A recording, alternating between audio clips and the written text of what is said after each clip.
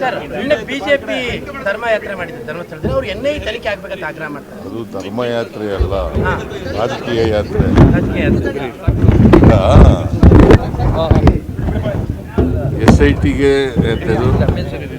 SIT ತನಿಖೆ ಮಾಡ್ತಾ ಇದೆ. ನಮ್ಮ ಪೊಲೀಸ್ನವ್ರ ಮೇಲೆ ನಂಬಿಕೆ ಇಲ್ಲ. NIA ಮಾಡಿ ಅಂತ ಹೇಳ್ತಾರೆ ಅಲ್ವಾ, ತನಿಖೆ ಮಾಡಿ ಅಂತ. ಇದು ತನಿಖೆ ನಡೀತಾ ಇರೋದು ಯಾವುದು? ಅವ್ರು ಕೇಳ್ತಾ ಇರೋದು ಯಾವುದು? ತನಿಖೆ ಮಾಡೋರು ಪೊಲೀಸ್ನವರೇ ಅಲ್ವಾ? ನಮ್ಮ ಪೊಲೀಸ್ನವ್ರ ಮೇಲೆ ನಂಬಿಕೆ ಇಲ್ಲ ಇವ್ರಿಗೆ. ನಂಬರ್ 1.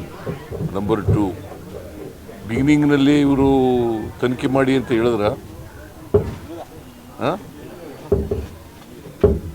ಸ್ವಲ್ಪ ದಿನದವರೆಗೆ ತನಿಖೆ ಮಾಡಿ ಅಂತ ಹೇಳಲೇ ಇಲ್ಲ. ಆಮೇಲೆ ಡೆಡ್ ಬಾಡಿ ಸಿಕ್ಕದೆ ಹೋದ ಮೇಲೆ ಶುರು ಮಾಡಿದ್ರು ತನಿಖೆ ಮಾಡಿ ಅಂತ. ಅಲ್ಲಿವರೆಗೆ ತನಿಖೆ ಮಾಡಲಿಲ್ಲ. ಈಗ ವೀರೇಂದ್ರ ಹೆಗ್ಗಡೆಯವರು ಏನಂತ ಹೇಳಿದ್ದಾರೆ? ಸ್ವಾಗತ ಮಾಡಿದ್ದಾರೆ. ಮತ್ತು ಇವರು ಏನು ಮಾಡೋದು? ಯಾರ ಮೇಲೆ ದೂರಿದೆ ಅವರೇ ಸ್ವಾಗತ ಮಾಡಿದ್ದಾರೆ. ಸತ್ಯ ಹೊರಗಡೆ ಬರಬೇಕು, ಸತ್ಯ ಗೊತ್ತಾಗಬೇಕು ಜನಗಳಿಗೆ. ಇವರು ನಮ್ಮ ಮೇಲೆ ಇದ್ದಂಥ ಅನುಮಾನದ ತೂಗುಗತಿ ಪರಿಹಾರ ಆಗಬೇಕು ಅಂತ ಹೇಳಿದ್ದಾರೆ ಅವರೇ. ನಾವು ತನಿಖೆ ಮಾಡಿಸ್ತಾ ಇದ್ದೀವಿ. ನಾವು ಯಾರು ಇಂಟರ್ಫಿಯರ್ ಆಯ್ತಾ ಇಲ್ಲ. ತನಿಖೆ ಅದು ಸ್ವತಂತ್ರವಾಗಿ ಮಾಡ್ತಾ ಇದ್ದಾರೆ. ಸತ್ಯ ಹೊರಗಡೆ ಬರಲಿ, ಗೊತ್ತಾಗಲಿ. ಅವರಿಗೆ ಹೊರ ರಾಜ್ಯ ಮತ್ತು ಹೊರ ದೇಶದಿಂದ ದುಡ್ಡು ಬಂದಿದೆ ಈ ಪ್ರಕರಣಕ್ಕೆ, ಹಂಗಾಗಿ NIA ಆಗಬೇಕು. ಇವ್ರಿಗೆ ದುಡ್ಡು ಬಂದಿದೆ ಬಿಜೆಪಿಯವರಿಗೆ. ಬಿಜೆಪಿಯವ್ರಿಗೆ ಇಷ್ಟೆಲ್ಲ ಮಾಡಬೇಕಾದ್ರೆ ಎಲ್ಲಿಂದ ಬರ್ತದೆ ದುಡ್ಡು ಇವ್ರಿಗೆ? ಯಾರು ಕೊಡೋರು ಇವ್ರಿಗೆ?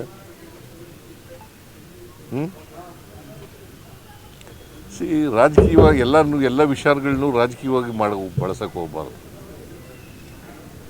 ರಾಜಕೀಯ ಮಾಡಲಿ, ವಿರೋಧ ಪಕ್ಷದವರು ಟೀಕೆ ಮಾಡಲಿ ಸರ್ಕಾರದ ಮೇಲೆ, ಬಟ್ ಎಲ್ಲನೂ ರಾಜಕೀಯಗೊಳಿಸ್ಬಾರ್ದು. ಇವರು ರಾಜಕೀಯಕ್ಕೋಸ್ಕರ ಮಾಡ್ತಾ ಇದ್ದಾರೆ.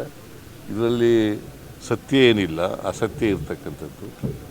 ಸೌಜನ್ಯ ಕೇಸ್ ಮತ್ತೆ ರಿಓಪನ್ ಆಗುತ್ತೆ ಸರ್ ಅಂತ, ಯಾಕಂದ್ರೆ ಒಂದು ಮಹಿಳೆ ಆ ಸೌಜನ್ಯ ಕಿಡ್ನಾಪ್ ಮಾಡಿ ತಾಲೆ ಅಂತ ಹೇಳಿ CBI ಯಾರ ಅಧೀನದಲ್ಲಿರೋದು?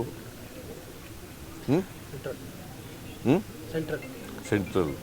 ಅವರು ತನಿಖೆ ಮಾಡಿ ವರದಿ ಕೊಟ್ಟಿದ್ದಾರೆ. ಈಗ ಸುಪ್ರೀಂ ಕೋರ್ಟ್ಗೆ ಹೋಗಿ ಅಂತ ಹೇಳ್ತಾ ಇರೋರು ಯಾರು? ಇವರೇ.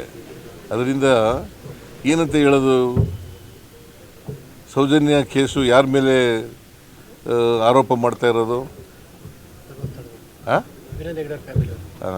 ಇವರು ಯಾರ ಪರ? ಒಂದು ಕಡೆ ವೀರೇಂದ್ರ ಹೆಗ್ಗಡೆಯವ್ರ ಪರ ಅಂತ ಹೇಳ್ತಾರೆ, ಇನ್ನೊಂದು ಕಡೆ ಸೌಜನ್ಯ ಪರ ಅಂತ ಹೇಳ್ತಾರೆ. ಯಾರ ಪರ ಇರೋದು ಇವರು?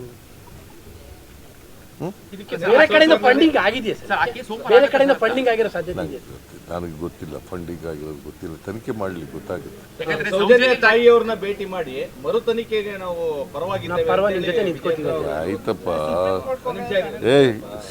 CBI ಯಾರ ಅಧೀನದಲ್ಲಿ ಇರೋದಯ್ಯ?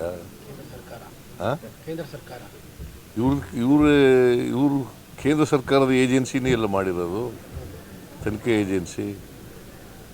ಈಗ ಸುಪ್ರೀಂ ಕೋರ್ಟ್ಗೆ ಹೋಗ್ತೀವಿ ಅಂತಾರೆ. ಹೋಗೋದು ಬಿಡೋದು ಸೌಜನ್ಯಕ್ಕೆ ಸೇರೋದು, ಫ್ಯಾಮಿಲಿಗೆ ಸೇರಿದ್ದು. ಇವರು ಯಾರ ಪರ ಇದ್ದಾರೆ? ಒಂದು ಕಡೆ ವೀರೇಂದ್ರ ಹೆಗ್ಗಡೆಯವ್ರಿಗೆ ಜೈಕಾರ ಹಾಕ್ತಾರೆ, ಇನ್ನೊಂದು ಕಡೆ ಸೌಜನ್ಯ ಎತ್ಕಿಡ್ತಾರೆ. ಇವ್ರು ಯಾರ ಪರ ಇದ್ದಾರೆ?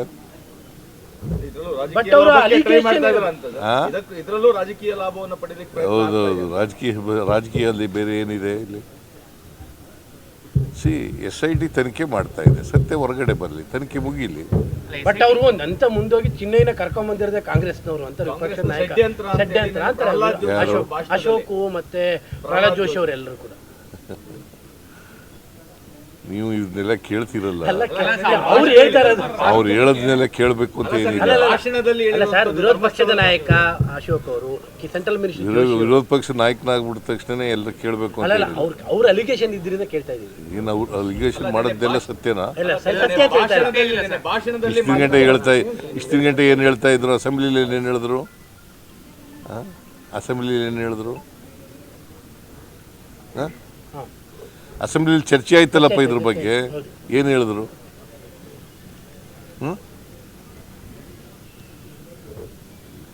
ಅಶೋಕ್ನೇ ಚರ್ಚೆ ಮಾಡಿದ್ನಲ್ಲಪ್ಪ,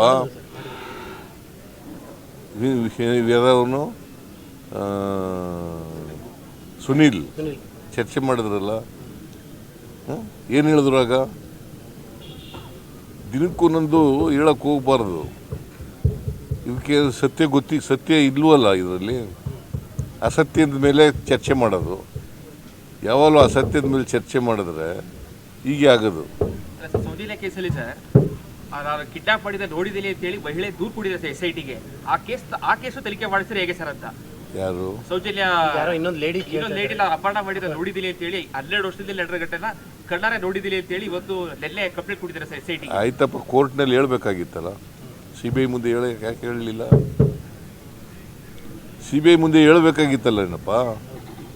CBI ತನಿಖೆ ನಡೀತಲ್ವಾ, ಆಗ ಹೇಳ್ಬೇಕಾಗಿತ್ತಲ್ವಾ?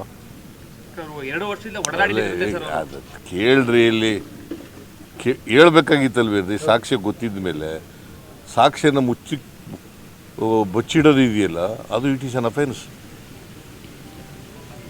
ಸಾಕ್ಷ್ಯ ಗೊತ್ತಿದ್ದು ಕೂಡ, ಸತ್ಯ ಗೊತ್ತಿದ್ದು ಕೂಡ ಬಚ್ಚಿಡ್ತಕ್ಕಂಥದ್ದು ಇದೆಯಲ್ಲ, ಮುಚ್ಚಿಡ್ತಕ್ಕಂಥದ್ದು ಇದೆಯಲ್ಲ, ಅದು ಇಟ್ ಈಸ್ ಅನ್ ಅಫೆನ್ಸ್.